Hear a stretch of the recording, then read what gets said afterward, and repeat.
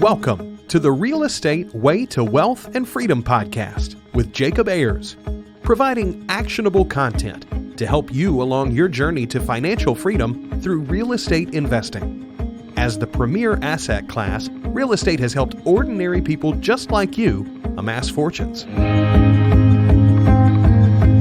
The benefits of passive income from real estate investing will allow you to live a life you want. And now your host, entrepreneur, real estate investor, and apartment deal syndicator, Jacob Ayers.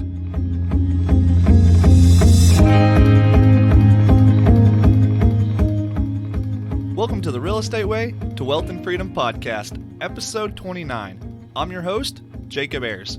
Today our guest is none other than Keith Weinhold.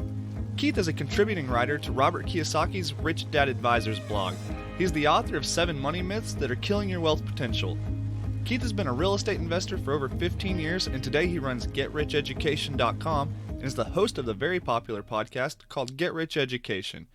Keith's mindset and investing philosophy can be summarized by the Robert Kiyosaki quote, "Don't live below your means, expand your means." He and his wife spend 9 to 10 months a year at their home in beautiful and pristine Anchorage, Alaska. They travel the other months. Today, I welcome on the show Keith. Keith, thanks for joining us. Jacob, great to be here. Thanks for having me. Oh, absolutely. Keith, it's our pleasure. So Keith, could you tell us a little bit about yourself and how you got started investing in real estate? Yeah, I sure can. Well, my wife and I live in beautiful and pristine Anchorage, Alaska. And these days it doesn't matter where you live. You can live where you want to live and do virtually whatever you want to do. Real estate investing for me started out kind of differently than it did for some people. I would say, a couple years after I graduated from college and I moved from Pennsylvania to Alaska because I had vacationed here 4 times and I knew that Anchorage, Alaska is where I wanted to live. You work a job, you get a little bit of liquidity saved up, and it's kind of time for you to come of age and, buy your first home. It just sort of seems like societal inertia takes you there. But you know what, Jacob? I had 2 aspirational friends that I had met shortly after moving to Anchorage. And, it's sort of like the well-known quote, you are the average of the 5 people that you spend the most time with. And I would say 2 of my 5 were fairly aspirational friends. And what 2 of those 5 had done was bought a 4-plex building where they lived in 1 unit and rented out the other 3. So I had the confidence that I could do that too, but I didn't have a whole lot of money. But I took advantage of a program then that you, the listener, can still take advantage of today with a 3.5% down payment on an FHA loan, with virtually everyone qualifies for, living there 12 months and only having a minimum credit score of 580. I mean, mine was better, but that's all one needs. You can occupy 1 unit of a 4-plex building, live in 1 unit, and rent out the other 3. And I sure didn't understand everything about real estate investing then when I made that big purchase of an Anchorage, Alaska 4-plex building in 2002 for $295,000. And those lessons weren't always easy. You always have some tenant run-ins when you're an owner-occupant landlord.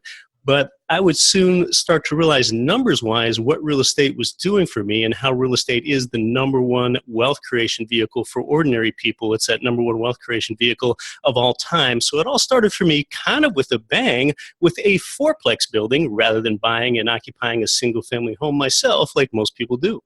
Yeah, that's fantastic, Keith. I couldn't think personally of a better way to get started investing in real estate rather than that low down payment that you're talking about and owner occupying a small multifamily property such as a 4-plex. So what a phenomenal investment vehicle for those looking to get started.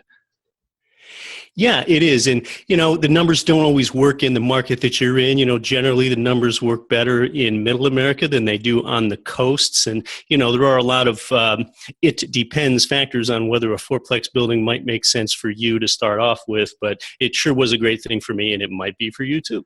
Right. Very good point. So Keith, you mentioned you live where you want to live and invest where the numbers make sense. So you're investing a lot in the Midwest, but live in Anchorage, Alaska, where it's not necessarily a market that makes the most sense. One of your driving philosophies is this abundance mindset that you preach.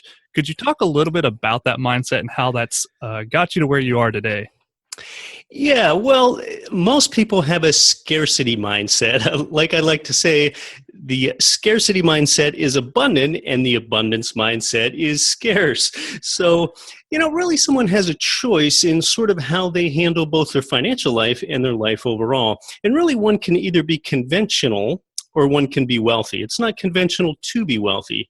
So if you want wealth in order to create financial freedom for yourself, you really need to be unconventional. And I think my abundance mindset, it kind of revolves around a rich dad mantra of don't live below your means, expand your means. Why in the heck would you live a day below your means when you could just as well spend your finite resource of time figuring out how to expand your means? And maybe it's just best if I give some examples of a scarcity mindset versus an abundance mindset. Living below your means, which is a scarcity mindset, is maybe endlessly managing your own property throughout your entire real estate investing career. Well, you soon got to ask yourself, how big can I really get? How big can I really scale if I manage my own property? That's living below your means. Expanding your means is taking a time up front to vet a good property management company, hiring them, and then your scale is virtually infinite. Another example of living below your means versus expanding your means might be, let's just take a look at the way you might spend 30 minutes. Would you rather spend 30 minutes waiting in line for a free Chick-fil-A sandwich or spend those same 30 minutes maybe learning about how to increase your FICO credit score so that you can get the best mortgage rate, something that will benefit you for up to 30 years? Or you could spend 60 minutes mowing your grass when the neighbor kid wants to do it for $25, okay? So kind of metaphorically, you can sort of think of your life as, do you want to haul water buckets out to your garden every single day, or do you want to set up a sprinkler system one time? So that's sort of a metaphor within those more practical examples of scarcity versus abundance, living below your means versus expanding your means. Yeah, really phenomenal. It can be counterintuitive to some people's thinking, Keith. So to really take this concept that you're preaching and let it soak in eventually makes sense, but at first it might seem a little strange or a little counterintuitive to how you live your life every day. Yeah, it does, and you're totally right. It is counterintuitive, and if it definitely takes thinking differently, but that's what underscores a wealth mindset versus being conventional. So as we talk today, as we talk through some of these conventionally held mindsets and how one expands, you're going to see that it's not normal and it's not every day, but being wealthy is also not normal or every day. So one mindset, this expansionary mindset, is commensurate with wealth. Right, Keith, and you're not new to this topic. In fact, you recently wrote a book called The 7 Money Myths That Are Killing Your Wealth Potential. And in that book, you detail 7 principles that people are getting wrong every day. So could you touch on a couple of those and, teach us a couple things from that book? Yeah, I'd love to. I sure don't know if we can get to all 7, but I think the first myth in that book was don't live below your means, expand your means. And I give countless examples around that because it really begins with expanding that mindset. And that first thing, and it is unconventional, just like all of these are, is here's how much of society is sort of stratified, okay? We have a set of poor people, and they provide value to society, but, poor people, maybe they tend to be less educated, and they work for their money, and they really don't have any money left over. And then you have people that are somewhat better off. They tend to be better educated. Oftentimes, they're middle-class people. They work for money, too, but they have some money left over. And middle-class people often have their head down at a job. They're dealing with their family, and they don't really have that much time to think about investing. And what middle-class people have learned is, if I can just get my money to work for me, I don't know what could be better than that. What could be better than getting my money to work for me? So I'll just do that with my head down at my job, and I'll get some money working for me, like through my 401k plan that's going to be invested in stocks, bonds, mutual funds, and ETFs and such. But here's the abundant mindset shift, and this is not normal and it's not conventional, and that's just what you want. And this is a harsh truth for some people when they first hear it, but getting your money to work for you will never make you wealthy. It's not going to make you wealthy. What's the one wealthy thing above middle classdom that people do to create wealth? They get other people's money to work for them. Yeah, they get other people's money to work for them. And that's a mindset shift. That's a paradigm shift. And in fact, Jacob, some people, when they first hear that, that might give them pause. They're like, well wait, is that legal? Right. And even if that's legal, would that be ethical? Am I using people because I'm using their money? No. In fact, it's just the opposite. You can ethically use other people's money, and it gets better than that. you can ethically use other people's money 3 different ways at the same time. How is that, Keith? Yeah, so for example, it's what I do, and with what you talk about as well, Jacob. The ethical part is I provide housing for people that's clean, safe, affordable, and functional, so I can feel like I should be entitled to be a profiteer because I provide something of value to society. I'm doing good in the world. So how do you use other people's money 3 ways at the same time while providing good in the world with good housing? Well, really the 3 different ways are, number 1, when you originate a loan, for example, like I did with the fourplex building I talked about here at the beginning, I use the bank's money for leverage and to get the loan, and we're going to talk about that some more. So that's other people's money one way. The second way is I use the tenant's money so that on a monthly basis, the income meet or exceed all the building expenses. And then thirdly, I use the government's money for very generous tax incentives like tax depreciation and a mortgage interest deduction at scale when I buy a number of properties. So that's how I'm using other people's money 3 ways at the same time: the bank's money, the tenant's money, and the government's money. But most people just don't think about it that way. But that's exactly the genesis of how real estate investors really get ahead, using other people's money and doing it 3 ways at the same time. Yeah, and therein lies the true power of real estate investing, right? And that is using other people's money. Yeah, that's exactly it. But again, that's a mindset shift. That's not conventional. And you have the ability to go ahead and do this at scale. Now, part of that, and this kind of gets into the second myth, Jacob, as we kind of pivot from the get your money to work for you myth to the next myth, is that the first way you use other people's money is using the bank's money for a loan. Well, when you go ahead and originate a loan, that puts you in a position of a lot of debt. I have a lot of debt, okay? Now that scares some people, right? Right. That scares some people. And let's think about that. Why does that scare some people? Well, that scares people because people in the consumer credit world, they associate debt with something undesirable and something that they're trapped underneath.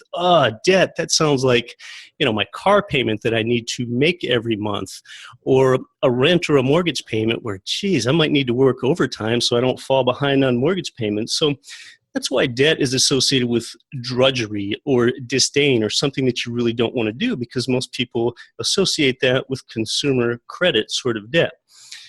But when you go ahead and originate a loan on a property, you have the ability to outsource. That's a key word. You have the ability to outsource every bit of that debt to tenants. So a piece of the tenant labor works for you. I actually look to get more debt and look to get more leverage in my life. And I think really a good way, Jacob, to learn about this is through me just being very personal with an example here in how I avoid being debt-free and try to be financially free. And let's just define those terms before we go on, okay? So okay. The myth that you think you want to be debt-free really is faulty. You really want to be financially free. Debt-free just means that you don't owe anyone anything. And financially free, that means you can do whatever you do whenever you want to do it. In fact, people's desire to try to be debt-free can actually prevent them from being financially free. That's quite one another of those counterintuitive kind of ways of thinking, Keith. So yeah, it really is one of those counterintuitive ways of thinking. So, the best way for me to personalize it is, okay, on my wife and I's primary residence, we have a mortgage balance of $405,000, $405K. That's how much we owe on our primary residence. Okay, that's a monthly payment of $2,700. About $2,000 of that's principal and interest, and the rest is taxes and insurance, okay? Now, I have the ability to pay off my home. Effectively, it's sort of paid off on paper or paid off on my balance sheet, but I wouldn't want to pay it off in reality. I want to keep that $405,000 mortgage balance there and pay the minimum amount every month.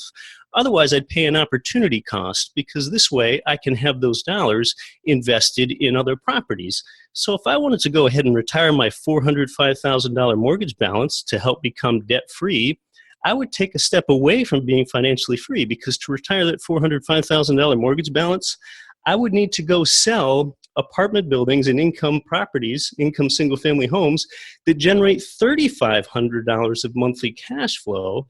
I would have to sell $3,500 worth of monthly cash flowing properties to retire that $405,000 mortgage balance. But I just told you it only takes $2,000 a month, principal and interest.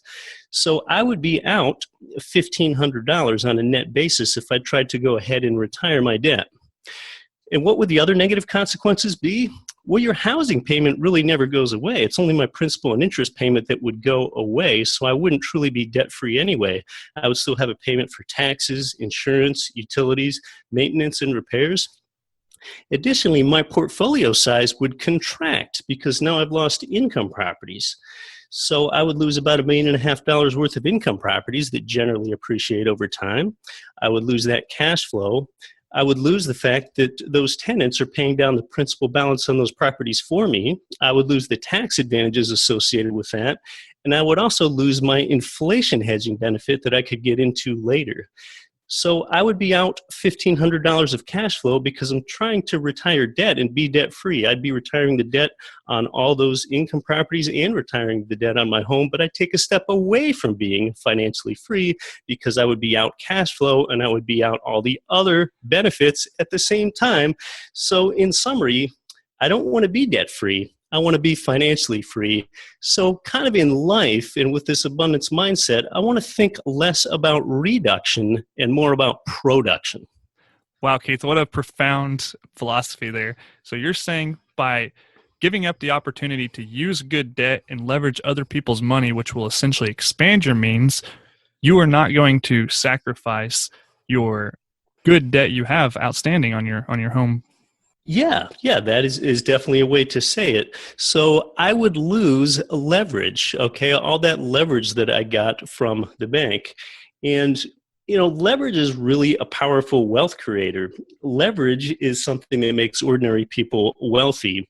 And see, a tool like compound interest, that's something that middle-class people think is going to make them wealthy, but it's really leverage that you need for wealth creation. And again, that's unconventional leverage, but leverage is what leads to wealth. And that's really sort of the next myth. The myth is that you think compound interest will make you wealthy, but it's really leverage that's a wealth creator. Yeah, right. So all of these philosophies you've been mentioning in these money myths are the fundamental basis of what makes real estate so powerful. You've mentioned in the past that real estate pays you in 5 separate ways, and we've touched on a couple of those. So could you dive into those 5 ways that real estate pays you? Yeah, okay, because all this stuff might sound great, but this is an investing show that you have here, essentially, Jacob. So Right. Investing comes down to, okay, well, what's your ROI? What's your return on investment? So that's a great question that you asked because we can tie in a leverage example. So appreciation through leverage, as you touched on, Jacob, that's one of only 5 ways that real estate investors are paid. And most real estate investors, in fact, most real estate investing educators aren't even conscientious of the 5 ways that you're paid as a real estate investor. So why real estate makes others wealthy is that use of leverage. So let's say that someone wants to buy a $100,000 income property, a $100,000 single family home. And you can find these rehabilitated properties with a tenant that actually pays the rent in the Midwest and South, okay?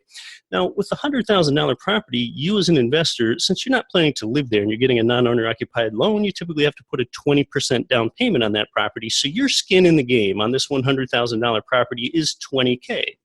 So nationally and historically, real estate only appreciates at about 6% per year, right? That's not very thrilling. So after year 1, your $100K property goes up to $106K.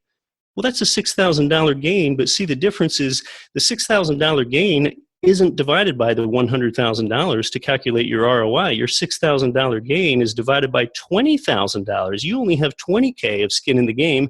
So now in this first of 5 ways that you're paid with real estate investing, you already have a 30% rate of return. Your 6K of skin in the game, your 6K gain divided by 20K of your skin in the game. 30%, how in the heck did that happen? Well, that happened. We're not done, right? Yeah, well, and we're not even done, right? That happened because you got a 6% return on both your 20K down payment, and see, here's the key. You also got that 6% return on the $80,000 that you borrowed from the bank. Okay, so the 80K of bank's money generated a 6% return for you. That money doesn't go to the bank, and that is leverage right there. Leverage is doing more with less. You're able to use the bank's money and your money to get a 30% rate of return through leverage appreciation. Secondly, let's just say this $100,000 property you bought in, we'll say Indianapolis, Indiana, which is where actually a market where you can find a lot of these properties. Let's just say you have a thin $150 monthly cash flow. That's $1,800 per year divided by your 20K of skin in the game. That's another 9% return on top of your 30% from leverage appreciation, so up to 39. Thirdly, you have a principal pay down not made by you, unlike your primary residence where you're making your principal pay down out of pocket. When you buy an income property and the monthly income exceeds the expenses, your tenant is paying down that principal for you. So that's typically another 5% return in year one of your income property at today's interest rate. So now we're at 30% plus 9% plus 5%. We're at 44%. The fourth way you're paid is through tax advantages, and that gets a little bit more complex, and it depends on your situation. So we'll just say that's another 2% tailwind on your return. And then finally, the fifth and final way that you're paid as a real estate investor is through something called an inflation hedging benefit, or really an inflation profiting benefit. And this fifth one is one that most don't understand. Just like you wouldn't want to have $1 million in the bank and keep it there for years because inflation erodes its purchasing power, you do want to have $1 million in debt as long as those payments are outsourced to others, because inflation erodes the weight of that debt that you have to pay back in just the same way. And that's a point that a lot of people miss. The real rate of inflation is greater than what the government CPI is. So a 5% inflation rate or a 5% diminished purchasing power, that's another tailwind to you. So when you add up all those rates of return from number one, the leverage appreciation, number two, the cash flow, number three, the loan pay down made by others, number four, the tax benefits, and number five, the inflation hedging benefit, that's a 51% total rate of return.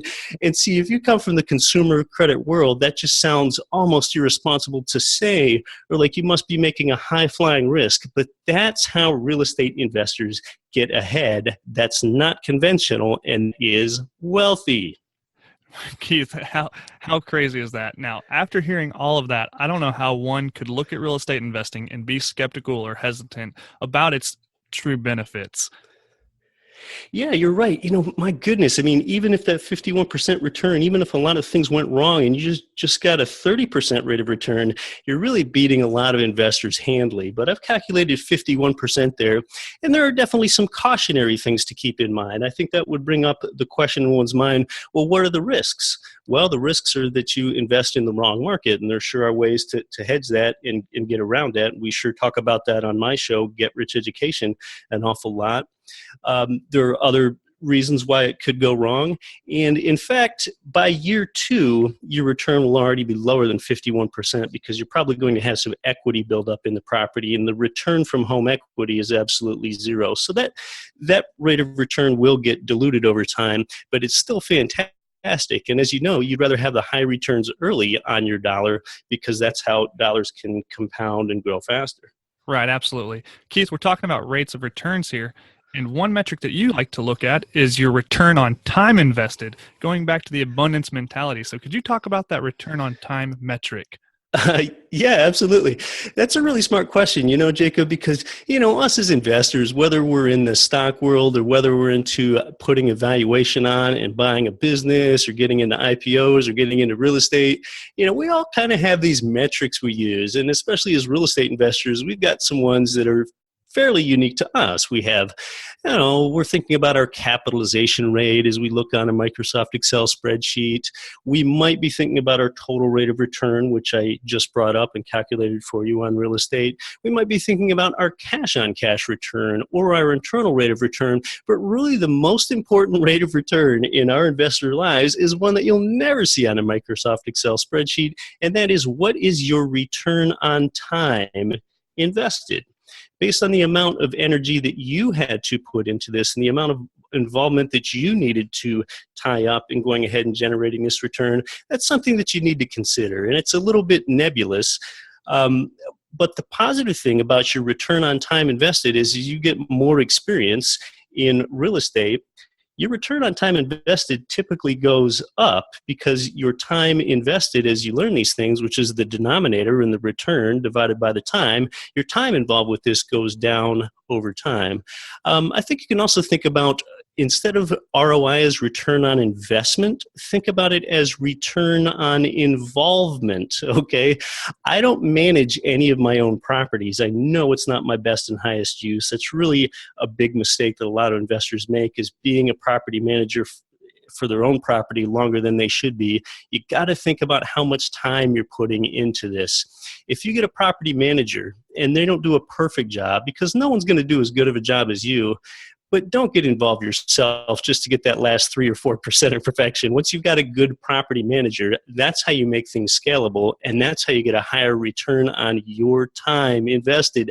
Time is that one irreplaceable, irreplenishable resource. Once it's gone, you're not getting any more of it back, unlike money, whereas if you lose it, you can get it back. So the most important investor metric in your life is your return on time invested, the ROTI.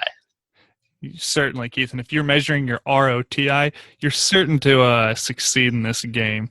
Now, you're preaching working on your business and not in your business, not managing your rental properties yourself, but rather paying somebody who's more equipped to do that for you. The same goes with a lot of tasks across the board, and whether you're going to take your time and invest it where it makes the most sense. Yeah, that's right. And in calculating that rate of return, management fees are already calculated into that with our 9% cash flow number, or rather our 9% cash on cash return number, and coming up with that 51% total rate of return. So it's imperative before I even buy a property that I have sound management in that market. If I don't have sound management in a market, it doesn't really matter how good the property is. The property is not of value to me. So the quality of the team, especially the manager, which is the one that you're going to have the ongoing relationship with, that's more important than the property itself. Great, Keith. Well, Keith, as we're wrapping up today, we've gone over a few of these money myths and you've dispelled them. Now you'll dispel 7 different money myths in your book that's just released on Amazon. I've just read the book. It's a phenomenal read. It's very short, very digestible. So I know you've intentionally written it that way. Could you tell a little bit about that book and what readers can expect out of it? Yeah, it's meant to not intimidate people and be approachable. I think a lot of people get intimidated with real estate. And, I think with the book, it definitely tells you a bit about the how, but it tells you more about the why. If you don't know your why for doing something, then why would you even wonder how you do that thing? So it really comes down to the why. And it really revolves around 7 money myths, a few of which we've talked about. One of them is millionaires have got it made. I tell you why millionaires are poor. A lot of it has to do with the fact that people think that home equity is a safe, smart, and sound investment. And I tell you why home equity is unsafe, illiquid, and the rate of return from equity, which is counterintuitive to people, is always 0. And really that your answer to financial freedom is investing with an abundant mindset. And, it's not grocery shopping for generics. It's not growing your own lettuce, okay? It's learning how to be unconventional and think like a wealthy person and make those actions that go ahead and reinforce that. And really what it does is it results in you, wanting you to make 20 to 25% down payments, smaller equity positions on low-cost income properties in 3 or 4 different geographic markets, and connecting you with those providers that have good management and good teams in those markets. That's fantastic, Keith. So a lot of these things that we've discussed are paradigm-shifting philosophies. So it might take the listener a little bit of time to maybe go back and redigest this stuff, but certainly great content. So as we're wrapping up here, we've got a lightning round and just a series of questions we'd like to ask you, and you just fire from the hip. How does that sound? Yeah, let's go ahead. Let's do it. Okay, great. All right, our first question is, what was your biggest hurdle getting started in real estate investing, and how did you overcome it? Well, it was just that one word, and that was that fear of buying and operating a fourplex. I just really never saw myself in real estate or being a landlord. And the way I overcame that was surrounding myself with others. And that's a way that you can overcome obstacles and think bigger and think more abundantly too. The fastest way is to surround yourself with others that are more successful and follow what they're doing. What a powerful piece of advice.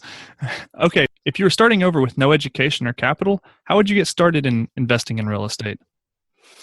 I would network. I would network with the right people and only put the smallest down payment possible on the best cash flowing property in the best market. Investing just for cash flow isn't enough. People think cash flow solves all problems, and cash flow does solve all problems today. But investing for cash flow isn't enough because you need to find and invest in that market where there's a durability to your income stream. So it's not about buying a property that cash flows today.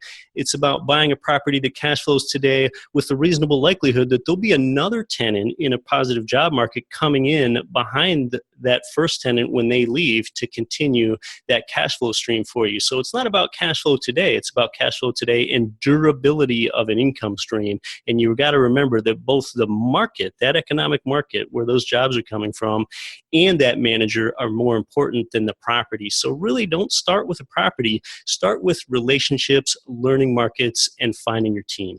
Absolutely. Great advice, Keith. Keith, can you share a personal habit that contributes to your success? Yeah, it's definitely, thinking abundantly, not living below the means, and instead expanding the means. So, you got to ask yourself as an investor or just in life, do you want your life to be more about reduction or more about production? So think about how you can produce, not reduce. Great. Keith, can you share an internet resource that you find valuable? I organize quite a bit of my life through the Evernote app. That's really handy. As a real estate investor and someone that's into business, we're doers. We're out there doing stuff. And doers, especially guys, it seems, they always have a list, okay? So on my Evernote app, I've always got lists of things to do. And you know what? That list will never be zero. And if it's zero, my business is probably dead, okay? So it's having lists organized on Evernote, and there will always be something more that can be done. Yeah, and Keith, you may know this, but they also have another app that is linked with Evernote called Scannable, and you can take scans on your phone just by the camera and upload scans to your app there. So a really handy piece of equipment there. Oh, that's good to know. I have a scanner app, but I don't think it's integrated with my Evernote, so I'll take a look at that. Thanks. Yeah, absolutely. All right, Keith, what book would you recommend to the listeners and why? Well, we're not going to bring up my book since you already did. Another good book out there that some people don't know about it's called What Every Real Estate Investor Needs to Know About Cash Flow, and that's written by Frank Gallinelli. It's a pretty numbers-heavy book, so I wouldn't suggest reading the whole thing in one day, but it really shows you where your return's coming from and how to evaluate an investment numbers-wise. All right, great. All right, Keith, well, that wraps up our lightning round. Is there anything you'd like to wrap up with? Any parting piece of advice you'd like to leave with our audience?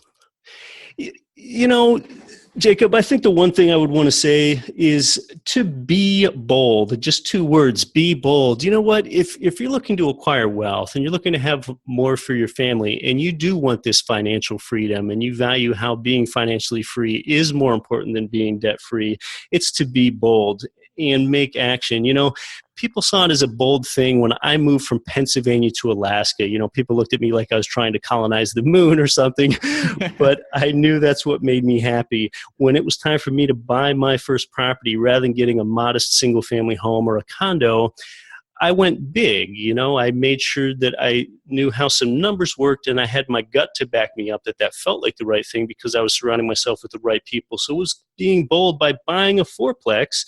And then eventually, when I had enough passive income to quit my job, it was being bold enough to quit what was a very stable job that most people would find desirable and high paying. So these are some examples of how I was bold. And this is actually very good news for you, the listener, because you don't have to be the smartest person. You don't have to be the most articulate person. And you sure don't need to start off as a wealthy person. You don't have to have a lot of money in real estate. You just need to be bold. And if you're bold, that can take care of a lot of shortcomings. And the best way to be bold is to dispel fear. And the best way to do that is to educate yourself. Awesome, Keith. Thanks for that. So wrapping up, Keith, where can our listeners find more about you or connect with you?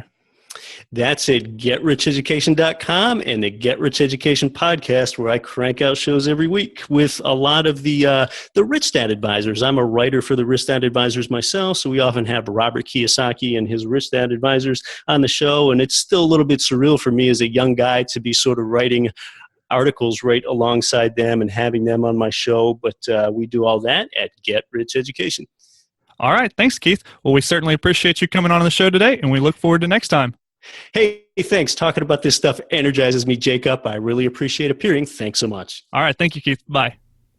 All right. That wraps up our episode today with Keith Weinhold. I hope you're getting value out of the show. If you haven't yet, please go over and leave a rating and review on iTunes if you enjoyed it. Please subscribe to the show to be notified of new episodes. As always, if you have any questions or comments or want to hear something or someone specific on the show, let me know. Email me at info@jacobayers.com, contact me at www.jacobayers.com, or connect with me on Facebook at The Real Estate Way to Wealth and Freedom. Till next week, signing off, I'm your host, Jacob Ayers.